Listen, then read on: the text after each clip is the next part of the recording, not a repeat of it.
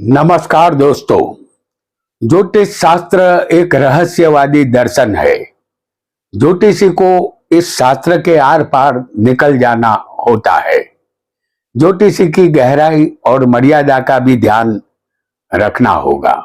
जन्म कुंडली से सभी ज्योतिषियों को सत्य की खोज करनी पड़ती है और सत्य की खोज के लिए सबसे पहले हर ज्योतिषी को अपने अंदर सत्य को स्थापित करना पड़ेगा। ज्योतिषी के अंदर सत्य होगा तो बाहर सत्य आएगा। इस शुभ विचार के साथ आज इस एपिसोड की हम शुरुआत करेंगे। आप सबको नरेश गांधी का सादर प्रणाम। यह हमारा 649वां एपिसोड है जिसका नाम है पत्नी हानि योग। दोस्तों, कोई भी नौजवान युवक हो, जब वह जवानी की दहलीज पर कदम रखता है तब उसके अरमान वैवाहिक जीवन के लिए मचलने लगते हैं। किसी के हो जाने की और किसी को अपना बनाने की चाहत उसके मन में जाग उठती है। वह अपने जीवन साथी को पाकर धन्य बनने की कामना करने लगता है और यह सच भी है, क्योंकि नारी के बिना हर पुरुष अधूरा होता है और नारी के बिना पुरुष के जीवन की बगिया कभी महक नहीं सकती, क्योंकि नारी ही वह फूल है जो जीवन को महकाती है। पत्नी के बिना इस जीवन में सूनापन होता है। घर में पत्नी बनकर जब गृह लक्ष्मी आ जाती है तब पुरुष का जीवन हरा भरा बन जाता है। पराये को अपना बनाकर एक स्त्री अपना घर संसार की रचना करती है। जिस घर में सिर्फ पुरुष ही बसते हो और उसमें घर की रानी ही न हो तो वह घर उजड़े चमन जैसा होता है। उस घर में कोई भी चीज अपने ठिकाने पर नहीं होती। स्त्री के बिना कोई भी घर घर नहीं बनता। इस तरह पुरुष का संसार चलने लगता है, लेकिन काल चक्र का घूमता हुआ पहिया जब यमराज को ले आता है तब पत्नी की आंखें सदा के लिए बंद हो जाती है और यमराज के पास में फंसी पत्नी इस दुनिया से और अपने पति से दूर चली जाती है। पति विधुर बन जाता है। उसका जीवन पत्नी हानि के कारण दुखी बनता है। ऐसा क्यों कर होता है, इसे आज हम विस्तार से समझेंगे। आइए, ऐसे कौन से योग है जिसकी वजह से पत्नी की हानि होती है, इसे कुंडली के माध्यम से हम जानते हैं। वीडियो को लाइक करें, शेयर करें और हमारे चैनल ज्योतिष का सफर को सब्सक्राइब करें। धन्यवाद। यहाँ जो योग हम बताएंगे वह सिर्फ पुरुष की कुंडली में ही लागू होंगे और वह योग पत्नी हानि के योग है, ऐसा आपको समझना है। आपके सामने हम मेष लग्न की एक उदाहरण कुंडली पेश करेंगे। आपकी कुंडली में कन्या राशि में किसी भी स्थान में, आपकी कुंडली में कन्या राशि कहीं भी हो सकती है, ऐसा आपको समझना है। तो कन्या राशि में यदि बुध और शुक्र बैठे हो, इस योग को ध्यान से समझ ले। कन्या राशि में बुध शुक्र आपकी कुंडली में किसी भी स्थान में हो सकते हैं, चाहे लग्न आपका कोई भी हो। कन्या राशि में ही ये बुध शुक्र होने चाहिए। तो इसे हम छठे स्थान में आपको दिखा चुके हैं। आपका लग्न कोई भी हो सकता है। आपके बुध शुक्र कन्या राशि में किसी भी स्थान में हो सकते हैं। ऐसा योग पत्नी की हानि दर्शाता है। यहां दो हंसों का जोड़ा बिछड़ जाता है, यानी कि पत्नी की हानि होती है, ऐसा आपको समझना है। आपका लग्न कोई भी हो, सप्तम स्थान में आपकी कुंडली में राहु बैठा हो और वह पाप ग्रह से दृष्ट हो। जैसे इस कुंडली में सप्तम में हम राहु को दिखा चुके हैं। इस कुंडली में मंगल यहां चौथे बैठा होगा और शनि लग्न में होगा, तो राहु सप्तम में होना ही चाहिए, लेकिन ये राहु पापी ग्रहों से दृष्ट होना चाहिए। तो मंगल की चौथी दृष्टि राहु पर यहां है और लग्न में बैठा शनि जिसकी सप्तम दृष्टि राहु तक पहुंच रही है।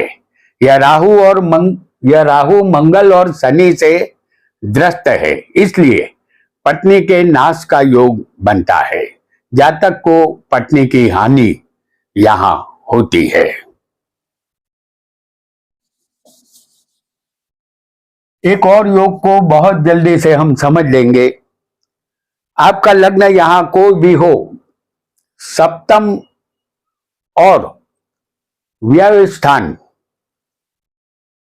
या सप्तम स्थान में और व्यय स्थान में कोई भी पाप ग्रह मौजूद हो और पंचम में चंद्र बैठा हो, जैसे सप्तम में हम आपको दिखाएंगे सूर्य और शनि को, और 12वें होंगे मंगल और राहु, और पंचम में होगा चंद्र। तो यहां देखिए कि सप्तम में सूर्य और शनि दो पापी ग्रह मौजूद है। ये सप्तम स्थान पति पत्नी का है। 12वां स्थान बेडरूम का है। यहां मंगल और राहु ये दोनों पाप ग्रह मौजूद है, ये दोनों पापी ग्रह है, बराबर। और चंद्र हमारी इस कुंडली में पंचम में कंपलसरी होना ही चाहिए। आप देख रहे हैं कि सप्तम स्थान पत्नी का है और 12वां स्थान शयनखंड का है, जो पाप ग्रह से ये दोनों स्थान पीड़ित है। ऐसा योग पत्नी सुख की हानि अवश्य करता है, क्योंकि यहाँ पंचम स्थान में एक स्त्री ग्रह बैठा है। आइए बहुत जल्दी से एक अन्य योग को भी हम जान लेते हैं।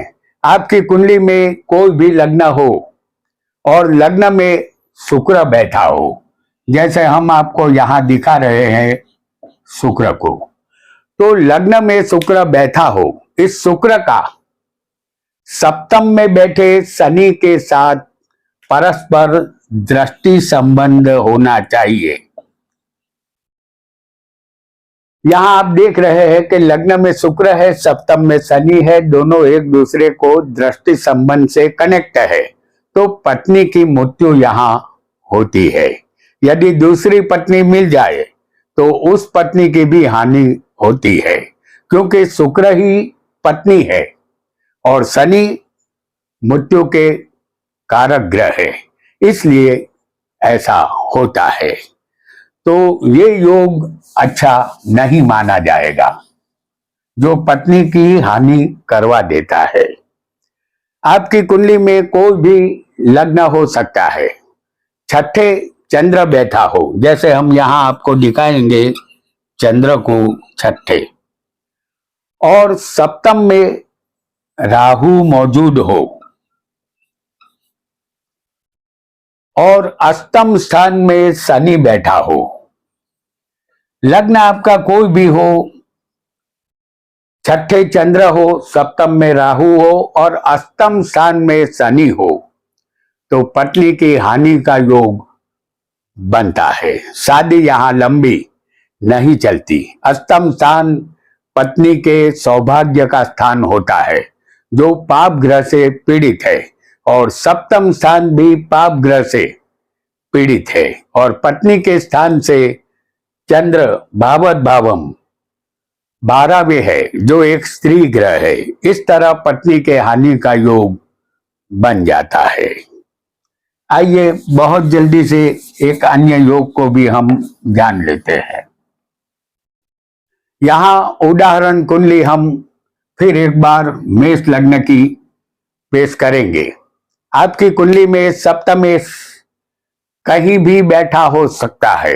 यदि सप्तमेश शनि, मंगल और राहु के साथ बैठा हो, इस कुंडली में सप्तमेश बनेगा शुक्र, जिसे हम दसम स्थान में आपको दिखाएंगे।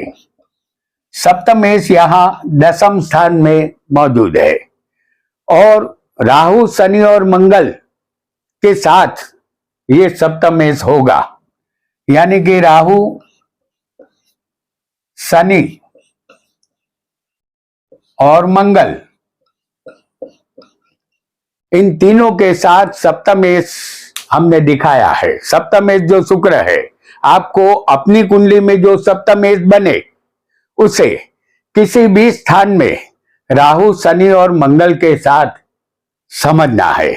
ऐसा योग पत्नी के जल्दी मृत्यु की संभावना उत्पन्न करता है, क्योंकि सप्तमेश यहाँ शुक्र है जो शुभ ग्रह है, लेकिन ये तीन तीन पापी ग्रह से पीड़ित है, इसलिए यहाँ पत्नी की हानि हो जाती है और शुक्र ही पत्नी है, ऐसा आपको समझना है। दाम्पत्य सुख सिर्फ शुक्र ही देता है। आपकी कुंडली में लग्न कोई भी हो, हम यहाँ आपकी कुंडली में लग्न कोई भी हो, आपके सप्तम स्थान और अष्टम स्थान में पाप ग्रह मौजूद हो और 12वें मंगल जैसा एक ग्रह भी मौजूद हो, तो सप्तम में होगा सूर्य। लग्न आपका कोई भी हो, सप्तम में हम सूर्य को दिखा रहे हैं और अष्टम में शनि बैठा होगा और मंगल होगा 12वें स्थान में। सप्तम स्थान जो पत्नी का है, अष्टम स्थान पत्नी के सौभाग्य का है और 12वां स्थान बेडरूम का है। यह तीनों स्थान पाप ग्रह से पीड़ित हुए हैं। यहाँ पत्नी के सुख में कमी अवश्य हो जाती है। आइए बहुत जल्दी से एक अन्य योग पर भी नजर डालेंगे। आपकी कुंडली में सप्तम में मंगल हो, जैसे हम आपको यहां दिखा रहे हैं सप्तम में मंगल को, और वह शनि से ग्रस्त हो और किसी शुभ ग्रह से ग्रस्त न हो। जैसे लग्न में हम आपको शनि को दिखा रहे हैं, ये शनि मंगल से ग्रस्त है, तो इस मंगल पर किसी शुभ ग्रह की दृष्टि नहीं है, तो ऐसा योग पत्नी की हानि करता है। यहाँ सप्तम में मंगल है जो लग्न में बैठे शनि से दृष्ट है।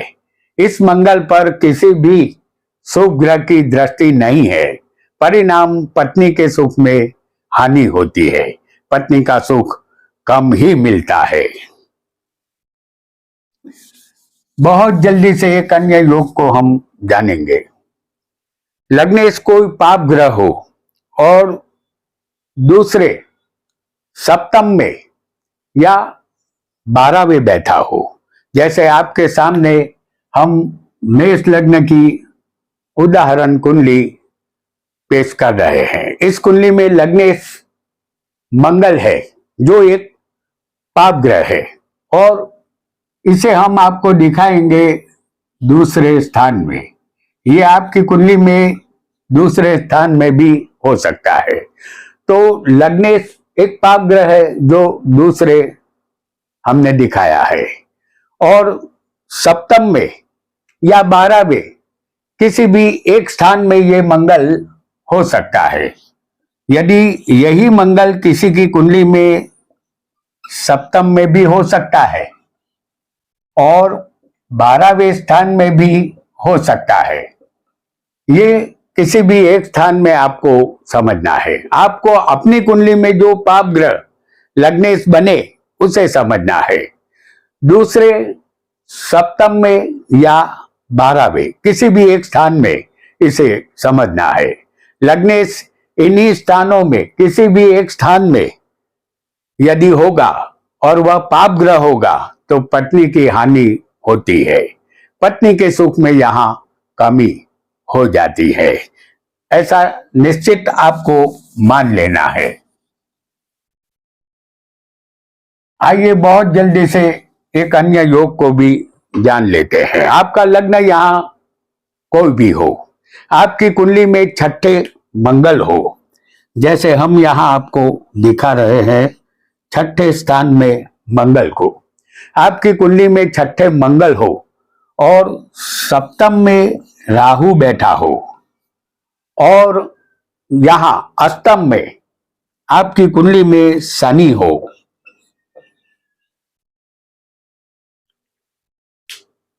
छठे मंगल सप्तम में राहु और अष्टम स्थान में शनि बैठा हो तो पत्नी की मृत्यु होती है।